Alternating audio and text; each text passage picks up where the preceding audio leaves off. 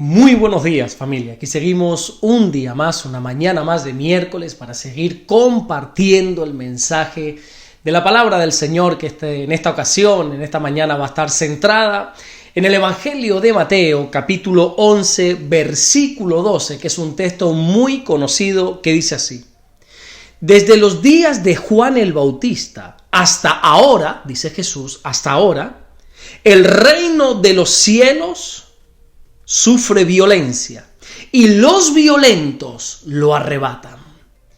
Jesús sigue defendiendo y honrando el ministerio que Juan el Bautista llevó a cabo, ya que, quizá algunas personas podrían estar pensando de Juan que era como una caña sacudida por el viento, porque una vez que Juan está preso, decide enviar a dos de sus discípulos para que le preguntasen al Señor, para que le preguntasen a Jesús si realmente él era el Mesías al cual estaban esperando desde hacía siglos. Ya hemos visto en los devocionales anteriores, llevamos unos días hablando de esto, cómo Jesús deja claro que Juan es un mensajero de Dios. Y ojo, no cualquier mensajero, sino que es más que un profeta. Jesús llegó incluso a decir que entre todos los que nacen de mujer no se ha levantado otro mayor que Juan el Bautista. Y justo después de decir esto, el Señor da este tremendo versículo donde dice que el reino de los cielos sufre violencia y que son los violentos quienes lo arrebatan. ¿Pero qué quiere decir esto exactamente? Mira, te explico. Jesús comienza diciendo que desde los días de Juan el Bautista hasta ahora el reino de los cielos sufre violencia. Desde los días de Juan el Bautista está haciendo referencia a cuando Juan comenzó a predicar. De hecho es que hay otras versiones que literalmente lo traducen así. Y desde ese mismo momento que Juan abre por primera vez la boca para predicar, el reino de los cielos está sufriendo violencia y son los violentos quienes lo arrebatan. Recordemos que Juan el Bautista fue un profeta que habló después de 400 años de silencio de Dios. Cuando tú estás en la Biblia, en el libro de Malaquías, en el capítulo 4 y en el versículo 6, que por cierto es el último versículo de todo el Antiguo Testamento, y a continuación comienzas a leer el Evangelio de Mateo, capítulo 1, versículo 1, lo que para nosotros es simplemente una acción de pasar una página que nos lleva tan solo un segundo, para el pueblo de Dios, eso supuso un silencio de 400 años por parte de Dios.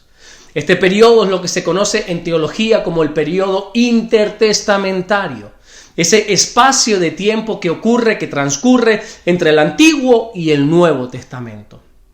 Y después de este largo silencio de Dios, que yo creo que sería muy bueno que otro día podríamos tratar en profundidad este tema, ¿verdad? Después de ese tiempo aparece Juan el Bautista con un mensaje fuerte, con un mensaje claro y directo.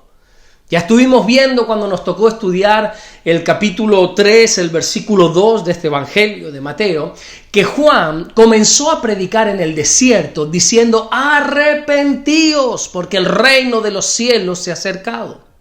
Pues desde ese mismo momento que Juan comenzó a predicar, Jesús dice que el reino de los cielos está sufriendo violencia. Parece como que el pueblo se había acostumbrado al silencio de Dios.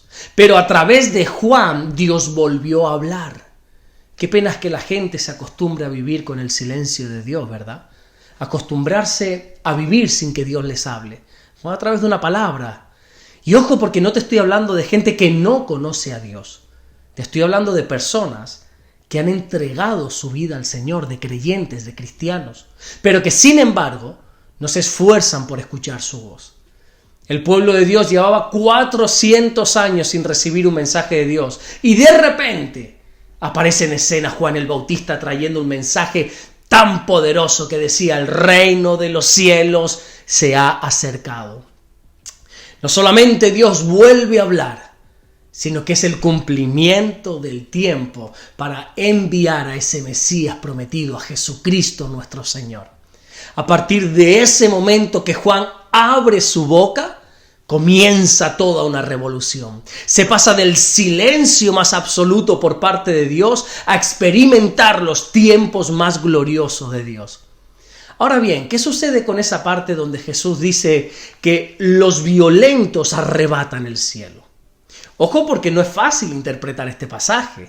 De hecho, cuando tú te pones a estudiar y te pones a observar a los diferentes comentaristas bíblicos, te vas a dar cuenta que son muchos los que tienen opiniones diferentes.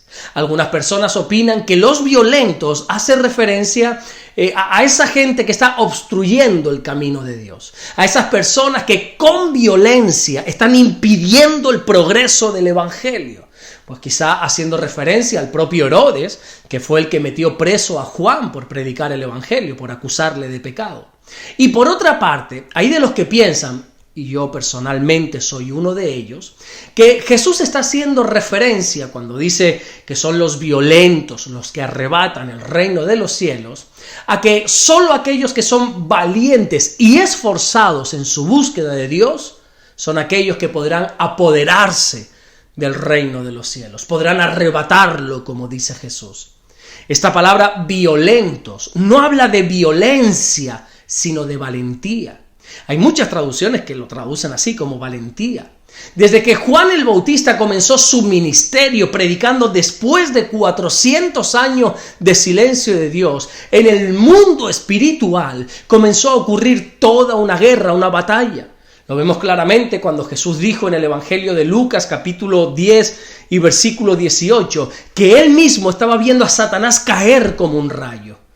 Por lo tanto, espiritualmente hablando, había una inmensa guerra. Por eso Jesús dice que solo los valientes son los que podrán alcanzar, arrebatar el reino de los cielos.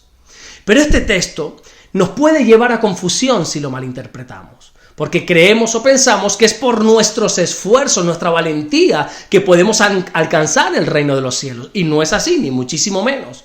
Ya hemos visto a la saciedad y lo vamos a seguir viendo, que la salvación es únicamente por gracia. No hay nada que nosotros podamos hacer para ser salvos. Es exclusivamente por gracia a través de la fe.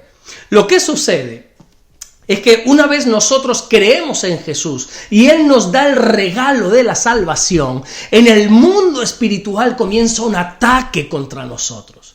Y si no somos valientes, si no somos esforzados en mantenernos firmes en nuestra decisión de seguir a Cristo, podemos caer de la gracia, como Pablo le dijo a los Gálatas en el capítulo 5 y versículo 4. Hemos de mantenernos firmes en nuestra decisión por Cristo.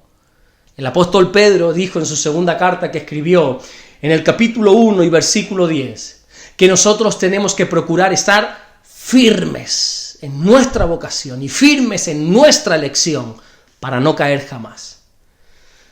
El evangelio no es para cobardes. Yo siempre digo que para ser un cristiano verdadero, una cristiana verdadera, hay que ser un guerrero, hay que ser una verdadera guerrera, donde vamos a permanecer aún en medio de momentos adversos.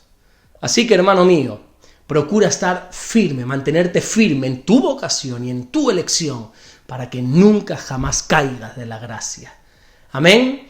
Vamos a orar en esta mañana, a darle gracias a nuestro buen Dios.